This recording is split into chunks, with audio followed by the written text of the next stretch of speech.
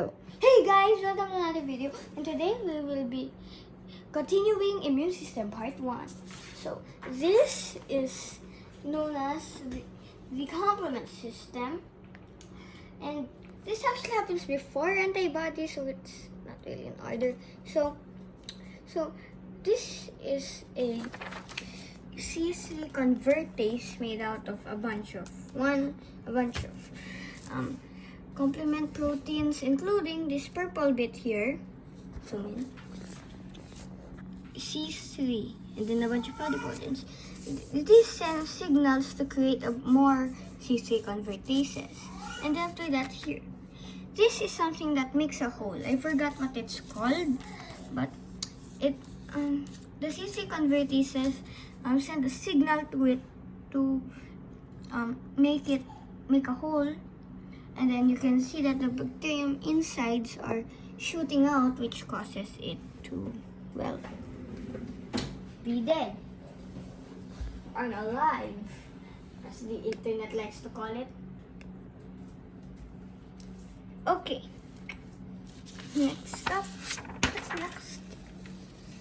Okay. Next up.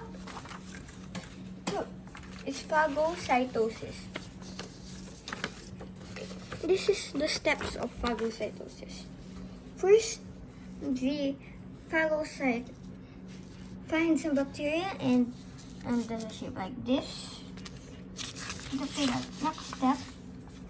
Let's zoom in. The bacteria is in here, and the lysosome releases acids to break down the bacterium, and then the bacterium is broken down into antigens, and then after that, I put out of the cell into a class 2 MHC. This is also known as the class 2 major histocompatibility complex.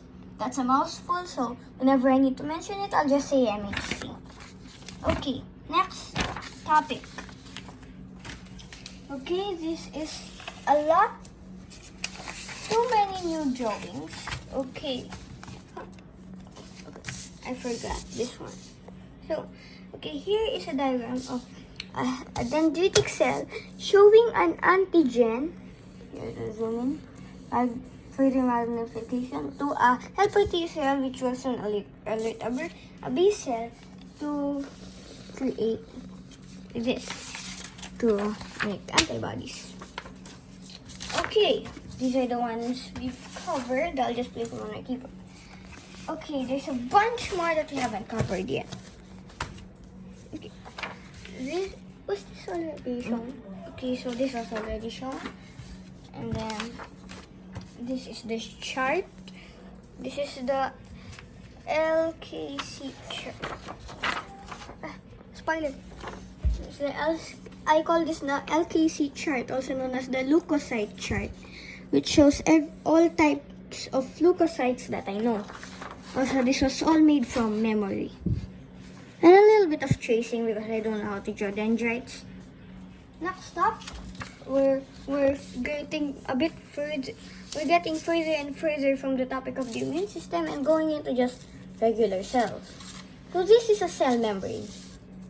The cell membrane is a lipid bilayer. This is it's not really a lipid, it's a special type called a phospholipid. You can see that the head is here, which is hydrophilic, which means it loves water, and then the tail, the line in between, is hydrophobic, which means it hates water. This is the parts of a lipid, the head and this, the tail. The head is hydrophilic, which means attract H2O, and the tail is hydrophobic, not attract H2O. And then water can be water. Hydro means water or H2O. And then, fun fact, lipids are actually fats.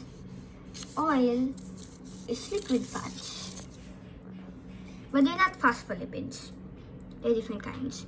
So this part I'm showing you is a portion of a cell membrane that I'm showing here. It's the outside and it's the inside. Okay, next. Now, we're getting further and further from the topic of the immune system to just regular cells. But this one happens like, okay, this is comparing mitosis and meiosis. Okay, this is how mitosis works. So, first the nucleus degrades, leaving the chromosomes in the cytoplasm. And then these little things, you see the lines holding the chromosomes, are called spindles, I think. After that, they split the two chromatids there, the chromatids. Also, there are actually 42 of these X-shaped things. They're actually lines. They actually look like lines. They only make the X shape when they're doing mitosis. So the two chromatids are pulled apart, and then it starts multiplying, and then split into two. And then we have two identical cells, and sometimes they can have mutation shown by the change of color here and here. These are new cells. Next is meiosis, which is used in creating gametes, also known as reproductive cells. So first we've got a cell. This is a special type of cell. I forgot what it's called, but it's at first it's like mitosis, but you can see that there's things, and when the nucleus is removed, you can see here there's something called crossing over, which means that like the chromosomes to the same height, size, and kinds of genes literally swap genes around. Like for example, if chromosome A, which is the same height as chromosome B, and they have the same genes. For example, if chromosome A has genes for eye color, and then which eye color brown genes, probably from for example, so like there's a gene that has a for example, chromosome A has a gene that codes for eye color black, where black eye color is just really dark brown.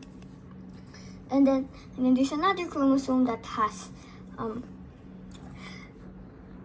the same kind of gene for eye color, and then after that they can like swap around. Like you can see here that there are two chromosomes that went under crossing over, and they have swapped some stuff. Okay, and then after the crossing over, there's just some it's just the same as mitosis. It lines up at the center. The chromatids are split apart. And then it multiplies into two, and these are two different ones due to the crossing over. So also, okay, next, these two start multiplying, but it's just like mitosis, because there's no more of that crossing over stuff. So the nucleus is removed. They line up in the middle. The chromatids are split apart. They start trying to divide, and then boom, you got four different cells. That creates gametes, also known as a sperm or egg cell, or you could call it a reproductive cell. Examples of this are sperm, which occur in males, and eggs, which occur inside of females. Okay, next.